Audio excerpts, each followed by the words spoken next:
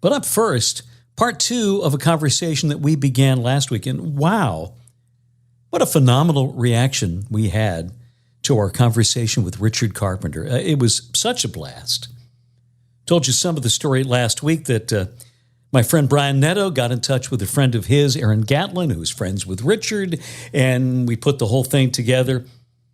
And you never know how those things will go. I will tell you that it was better than we could have expected. We had a long conversation that I think we could have kept going. We were having so much fun talking music and cars and everything with Richard, who's just a great guy and obviously an incredible talent to the success that he and his sister Karen had on the charts. And Richard continues to refine that legacy with his work on, fairly recent projects like working with the Royal Philharmonic, an amazing interpretation of the Carpenters' sound. And so in part two of our conversation this week, we talk cars, a little more of that as well.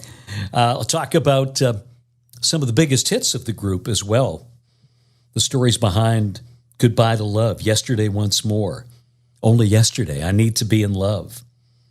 How Tony Peluso brought his unique sound to the Carpenters as well. But we began this second half of the conversation by looking back at a very interesting time in music, 1963-64, when the Beatles were all over the charts and all over radios. Part of that because they were on several different independent record labels at the time. Richard Carpenter on Downtown. It was remarkable because you started hearing, it was I Want to Hold Your Hand, right? I Want to Hold Your Hand, Capitol. And all of a sudden, Beatlemania. So now they're playing She Loves You, Please Please Me at the same time. I'm saying, how can this be? You know, record companies don't do this. You know, while one's number one, you don't put out another one that's going to go to number one. And I later, every time I went to the store, this one was on Swan, that was on DJ, this one was on Tali. Because Capitol here, EMI, they didn't like the Beatles. They liked Kyu Sakamoto with Sukiyaki.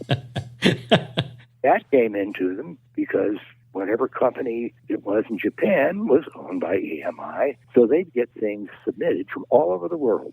So in 63, shows up what they termed Sukiyaki, what the real name is. And you could tell, and they could tell, this a hit. As soon as I heard it, I'm thinking, this is a hit. And boy, was it a hit. It was like number one for at least 4 weeks. Kyu Sakamoto. But the Japanese title, I have a good Japanese friend. I mean, it's long. So they said, what are we going to name this? And some guy says, Sukiyaki. Which has nothing to do with the lyrics whatsoever, no. But how many people would know? It's just a great record. What was the Bing Crosby movie? Was it Rhythm on the River that you were watching that inspired Rhythm on the River. Goodbye to Love? Rhythm on the River. And he was playing a ghostwriter for a famous songwriter who was having a dry spell. And this songwriter, that you never heard the name of, had written a big hit called Goodbye to Love. And as soon as I heard that, watching, because I like Bing, I hear, including the lyric, I'll say goodbye to love. No one ever cared if I should live or die. And right there, that's tricky. That dee-da-da-da, dee-dee, ba-da-dee-da-da. And then they just took it from there. And then Karen knocked it out. I mean, it's difficult, the beginning especially, because all the chromatics and all. But yeah, that's where I got the name for it. The song was never heard in the movie. Right. Just this guy, Goodbye to Love. And yeah, and first one with melodic fuzz guitar on it, fuzz electric. We were on the road a lot, too much, since I had to be coming up with whatever the next album would contain. And a band that was backing... Mark Lindsay, wasn't it? Mark Lindsay. And it wasn't the radio, it was Mark Lindsay and a band he'd picked up called Instant Joy. And when it got to the solo of whatever song it was, I'd be down. Usually we're in some dump, you know, a huge hall, because we drew so many people. And, you know, the local concert hall would have been too small. So down in the locker room, and I hear him lay into this solo. And, you know, I know fuzz guitar, but it was melodic. It made sense. So when I was putting together the arrangement to Goodbye to Love, I thought, we're going to get Tony Peluso. And he's very, very, very thin and had long, long hair. So when we walked into Studio B, he was kind of interesting to look at, and he had his Gibson and a little amplifier called a Big Muff, and that's where he got the fuzz. So he didn't read music, and I gave him the chord changes, and I said, here's what I want. We sang, I'll go on as best I can. I want you to play the melody. Da da da dee da da dee da ba da da ba da da da da da bee bee bee bee bee bee bee bee bee. And then I said, take it from there. Gave him the chord changes, and he got that solo on the first take. Wow! It needed two measures punched in, and got it the first take, and it worked. I mean, it had to be one of the first rhythm ballads, without a doubt. And then it has all the ahs at the end. And it's a pretty damn good record. It's a great record. So I'll tell you this story, Richard. I was a young radio guy, and we were a fairly middle-of-the-road station, and late afternoon, my boss is walking out the door, and he hears that Tony Peluso guitar solo and poked his head in the studio and said, what the hell is that? I said, it's the Carpenters. And he said, oh, I miss Teresa Brewer. Oh, yeah. The first actual record that I asked for, well, 45, I should, because Mule Train was 49, in 50 was Music, Music, Music. Oh, yeah, yeah. By Teresa Brewer. She was on London before Coral. Put another nickel in the Nickelodeon. So I pestered my parents for that. So that was my first 45. But, Goodbye to Love. I made a mistake with It's Going to, because we'd had 6 in a row, million sellers. And It's Going to Take Some Time is really good, but it's an album cut. And I made a mistake.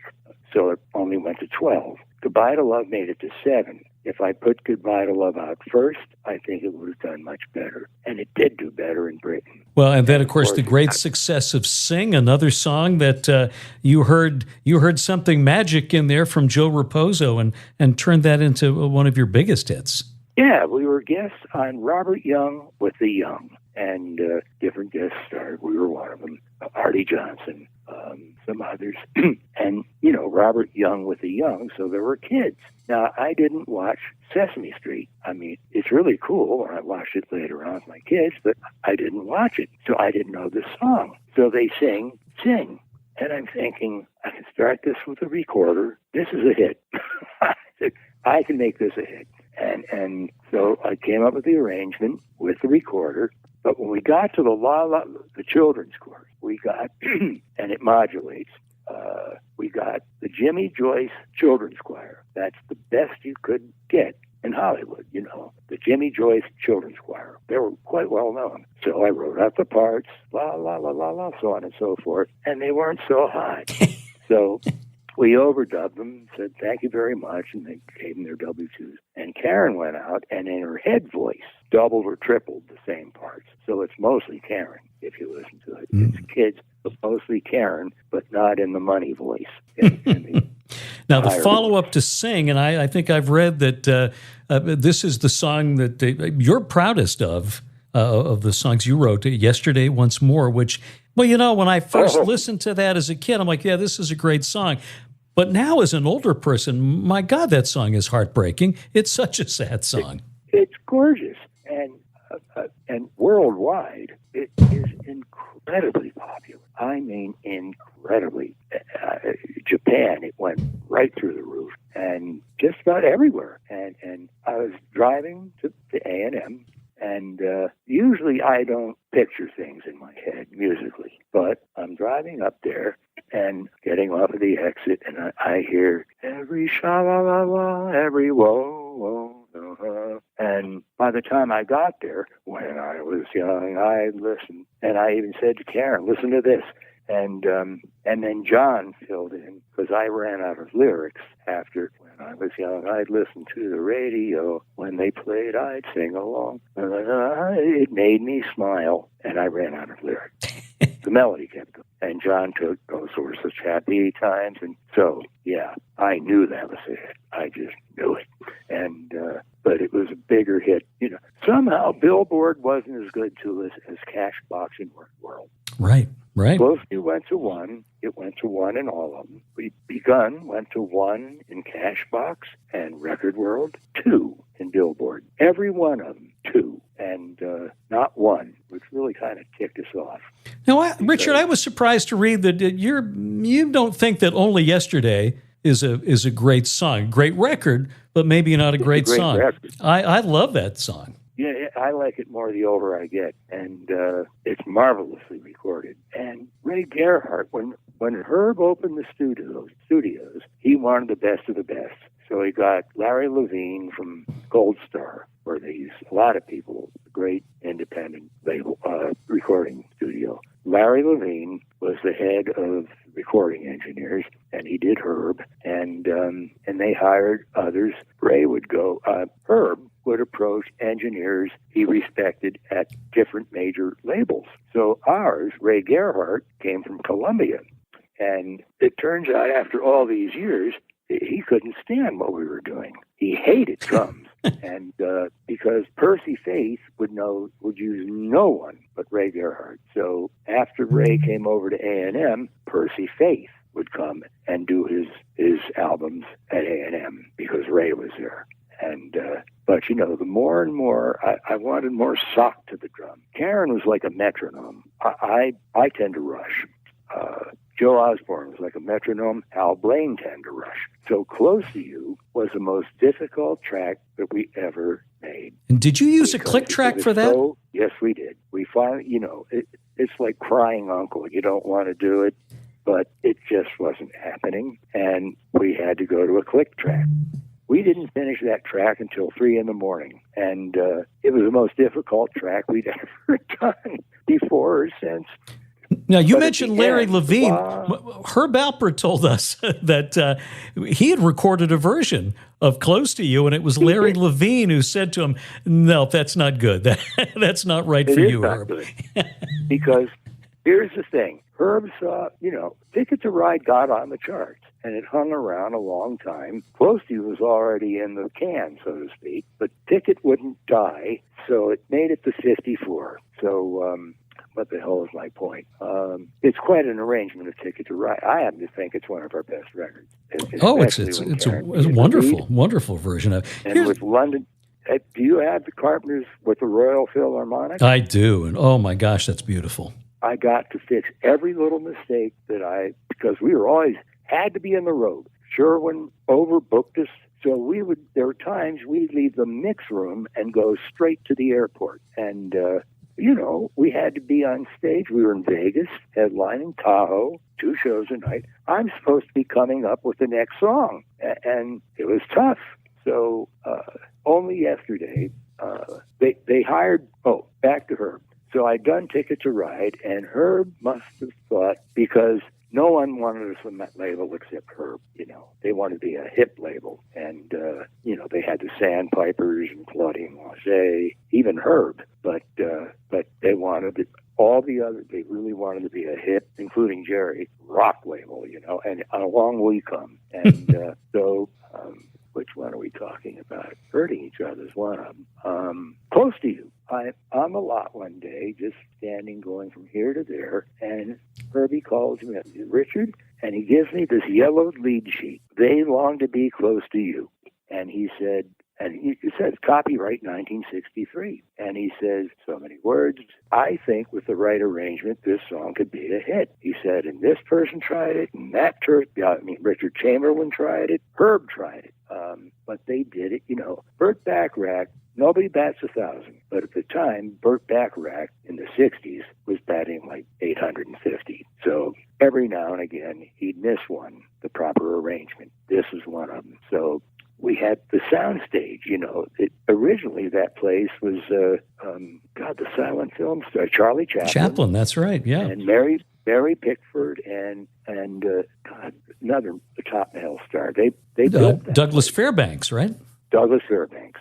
And there's even in the cement leading up until the steps to the studio was Chaplin's walk. He did his walk in the wet cement, so that's still there. And the soundstage was enormous. Even when they installed Studio D, which took up half of it, it still was enormous. So we were set up there. And I had my Wurlitzer electric piano, and I was there all by myself. I put that lead sheet in front of me, and the way it was written was dee-da-da, dee-da-da-da-da, just straight.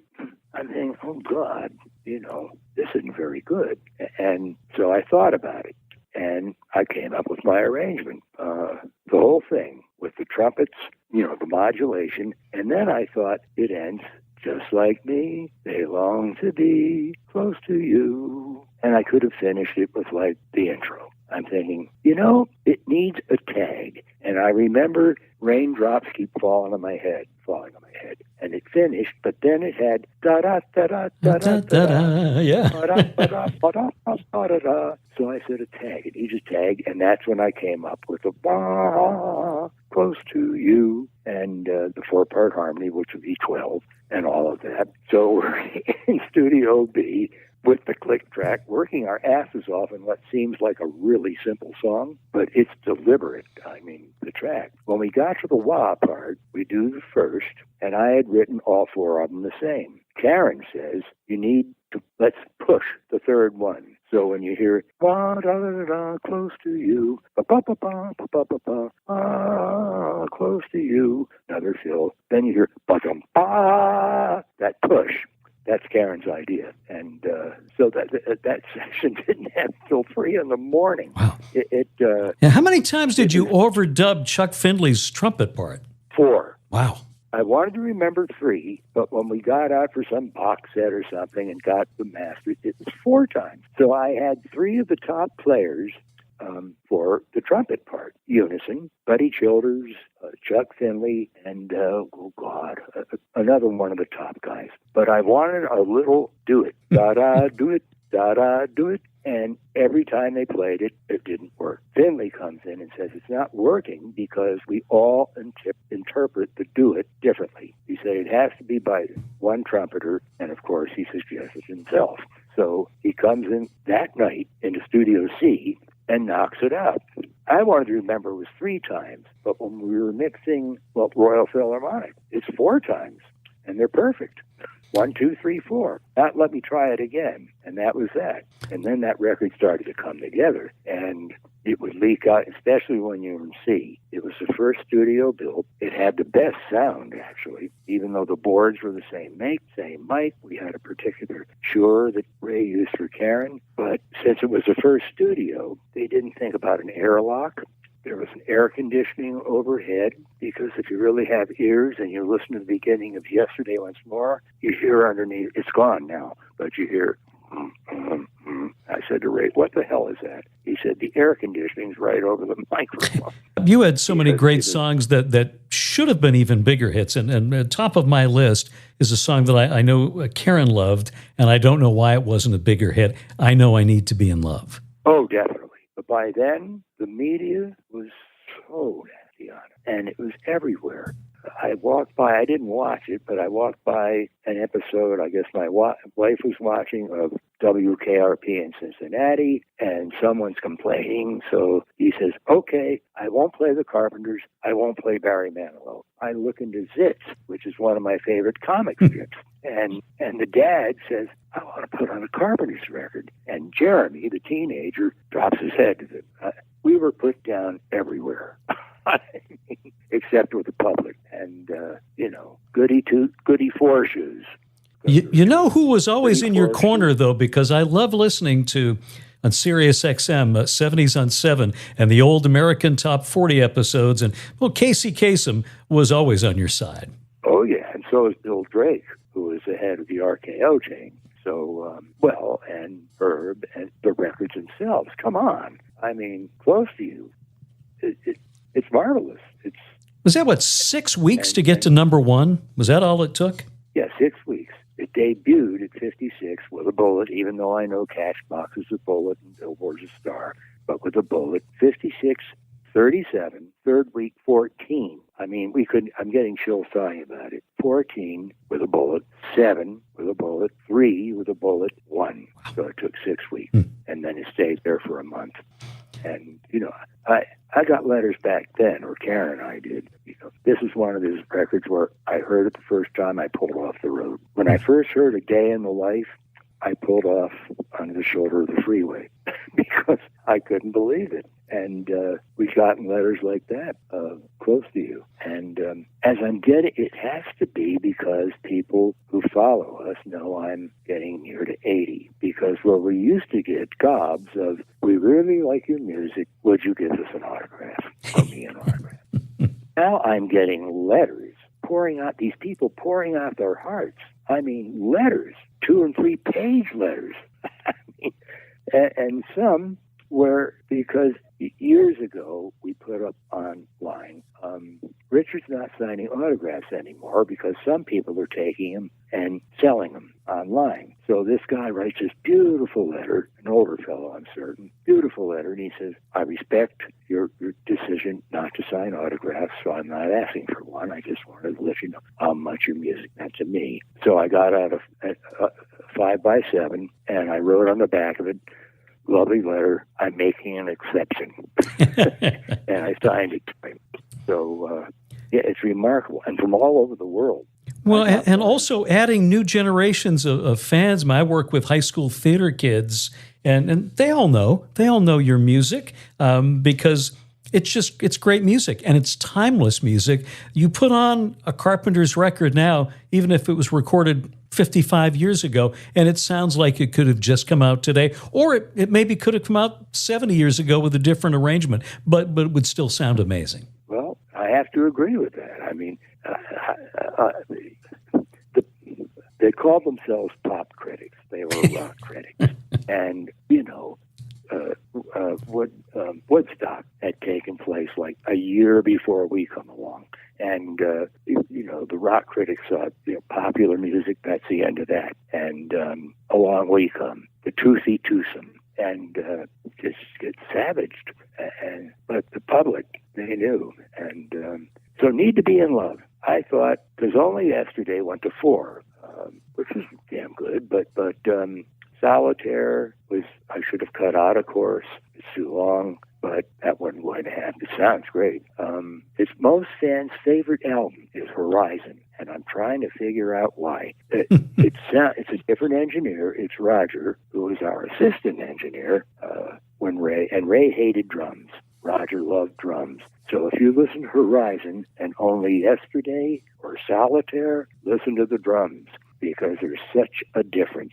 And so we get into 76, and by then I said, here's what we're going to do. Since Ray really doesn't like drums, Percy Faith using Delicato, but that was 1951, and there were different types of drums. But Roger would do the tracks, and then Ray would do the rest. So the boing that I love so much, this didn't get done in the Philharmonic, even though I sent the engineer and Greg, the drummer, recordings that had the boing and the tom-toms. Not only ours, but Randy Newman's, a couple Randy Newmans, and some others, Alan Parsons.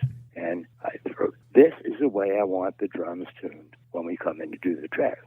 We did those at Capitol. We denoised everything at Capitol. All the little ambient, like the air conditioning and just things, all that was cleaned up at Capitol. You can do that now, of course. So it's all set to go to England. So Need to Be in Love comes out. And this is a damn good song. And it made it to 24, I think. Now, here's what happened.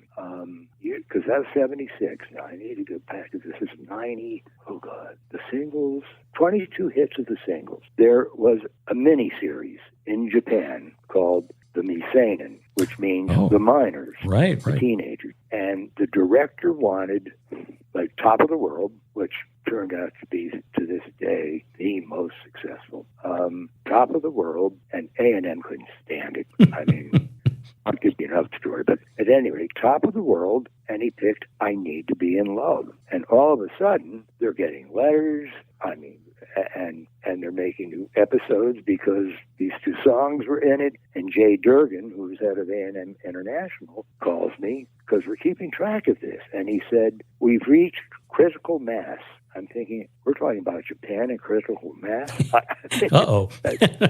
but we've reached critical mass. You need to put together an album. So I did 22 of what I thought were the best, called 22 Hits of the Carpenters.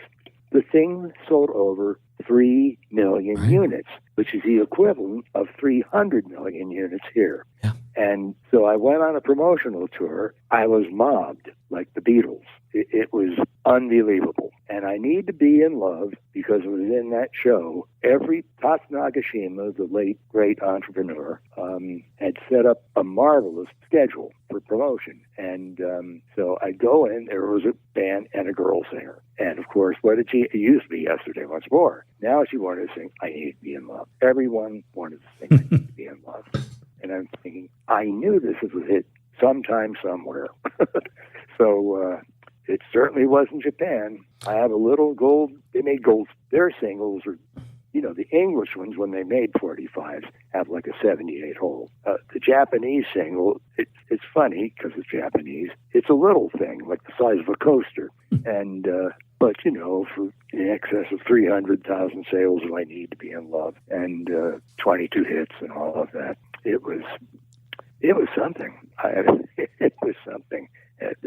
And so the music just still speaks for itself. Royalties keep coming in. Now, I don't keep up with anything new. To me, the CD was perfection because I never could stand surface noise on vinyl. Vinyl roar, pops and clicks. I don't care whether it was a special like Columbia Masterworks vinyl, which we had to use in our records, still is vinyl.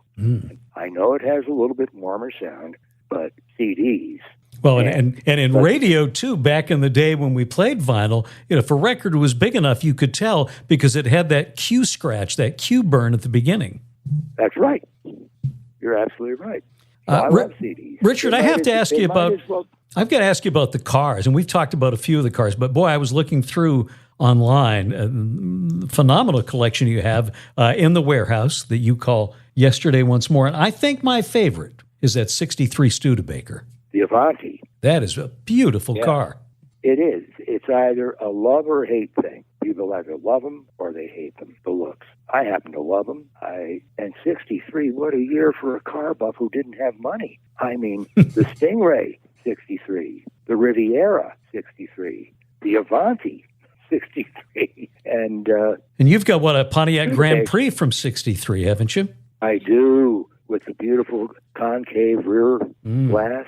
And all they did for 64 was 63, the fender went straight and then down for the headlights, and they curved it a little for 64. That's all. But it ruined it for me. I like the 63. And that 59 DeSoto is gorgeous, too. It is. And everything in it, I'm only the third owner, and I bought it in 78. And at the time, you couldn't get the correct carpet and interior, the cloth intended to wear. But then an outfit called SMS up in Washington, I think, all of a sudden you could get anything. When we got the Polara, I said, I want that extra bit of aluminum by the rear wheel, and I want the tarantula, I called them hubcaps, and I want this, that. I mean, just the seat material. They had that. So I bought extra bolts for every car, like my 659 Plymouth Sport Fury with a cloth interior, and I have extra bolts in case anything happens, and the DeSoto. So what I find out was when they send the real thing, it wasn't as pretty as what the guy who would restore my cars came up with, but it's original. And the carpet was like the early vets of the 60s. It has sparkles in it. Oh, wow. It's black carpeting with gold speckles. And the car, it only has, 49,000 miles on it or whatever. And I've had it since 78. And, they only made 595 of them. That was it. And it's some car. And now we're putting, because getting off music on the cars, in California, years ago, like when we special ordered my CUDA, we were making enough that I knew we could pay it on time. So then it turned out we could pay cash, but on time, the 70 CUDA. And we went to the dealer, and I said, because they made one called a Grand Coupe that had this special headliner with an an overhead console that said low fuel, blah, blah. I said, can I mix a Grand Coupe with a CUDA? And he said, oh, yeah. So I special ordered this car. And, well, I've had it ever since. It's a 440 with a six-pack, the shaker hood, the whole thing. I love that red trim on there, too. On what was I just talking about? Which car? The 70 CUDA. Oh, yeah, the reverse hockey strip. Yeah. Yeah, and I really didn't want the Hemi because I had driven a street Hemi when they introduced them in '66, and I own one now. It's one of like 70 made for 1971 because by '72 along came the bumpers requirements and all. So I have a '71 orange, which I love, with the black strobe stripes, and a Hemi and a torque light. But the Hemi is so detuned so that you can run it around the street that the 440 will walk away from it. It's only if you get up to like 80 or 90 miles an hour and you're going to get arrested. So I have it because I love the looks and the fact that it's a Hemi and the last one made. The CUDA that turned out to be my father's favorite car. That and the Satellite. Wow. And I have to congratulate you on certainly one of your biggest accomplishments in the entertainment industry, but for anybody anywhere, you and Mary earlier this year celebrated 42 years of marriage? Yes, sir. And we were together years before that, so it was duly on us. So, but yeah, I knew she was the one pretty much right off the bat. So yeah, there's no one like Mary. She's sunshine. I mean, so yeah, I'm very fortunate. And you two have been such big supporters of the arts. And as I mentioned, I work with high school theater kids, so I always like to get in a plug for arts education. How important is that to young people to get that chance to explore the arts when they're young? Well, right down the street from us, we're in Westlake Village / Thousand Oaks, and it's a gated community, country club estates. And right outside of it, to the left, or if you're going out, is Westlake High. So all of our kids, when they got to the age, wanted to be in the choir. So they were. And I wrote special things for them and all. But this theater was built when the high school was built, which was many years ago, and it needed to be redone. So Mary and I contributed, and we did the whole thing. We put in an orchestra pit. We did all the seats over, and I bought a piano, a 7-footer, for them, and they keep it beautifully because this has been years since we've done that. So, and it's called the Carpenter Family Theater, and we're quite proud of that. I didn't finish the hurting each other story, so I hear it, and well, you know the record. I mean, by Ruby and the Romantics, yeah. I certainly do. It's bossa nova. It starts at "Our Day Will Come," which worked. And then when it got into the chorus, it just went straight into a regular "We Go On." And I'm thinking, this song's a hit. And so once again, Wallach's Music City. And I buy it. It doesn't catch on, but I stored it. And I'm thinking, my God, what the hell are we going to follow? Was it Superstar with? And during sound check, I was just playing around on the electric piano and a couple of chords. I said, "Hurting Each Other." We're going to do "Hurting Each Other." And, it was perfect for Karen. It had that gorgeous French horn line in it. There was a fellow named David Duke. He was the best in the business, and he loved us. The little obligato at the end of the ticket, "Think I'm gonna be sad," and you hear the horn, dee-da-dee-da-dee-dee-dee. That's David. And, yeah, the trouble we had was I pictured certain, especially Superstar, yes, beginning with oboe. And there wasn't a session oboist in town. There was Jim Horn, who was very well known, studio guy, sax, and I said, "I need an oboe to play this." He said, "I really don't play the oboe worth a damn." And I said, "Well, try. So the original is Jim, and you can tell he's really not an oboist, but he gets the job done. In '72, a fellow moves into town named Earl Dumler, and he could play the oboe.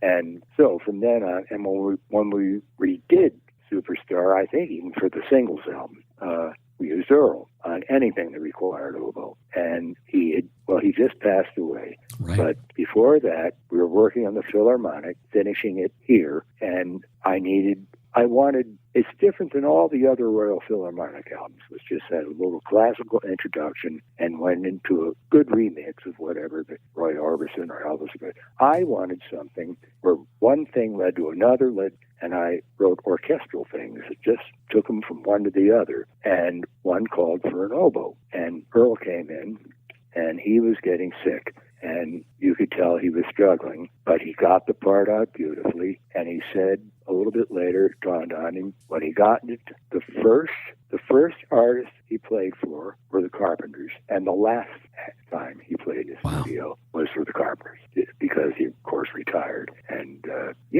it was some time. Well, Richard, it has been so wonderful to catch up. I've taken so much of your time. I so appreciate you being but so. You're asking questions I usually don't get asked. I mean, you really know your stuff, so I appreciate that. Well, I appreciate everything that you and Karen did through the years, and what you continue to do to keep the music out there and to keep it. Somehow you keep making it sound even better, and that's such a wonderful gift for all of us. Well, yeah, when you can denoise, all that. And I said, these royalties keep coming in, and the CD might as well be a Victrola by now. And it's Spotify and their competitor. What's their competitor? Pandora? Pandora.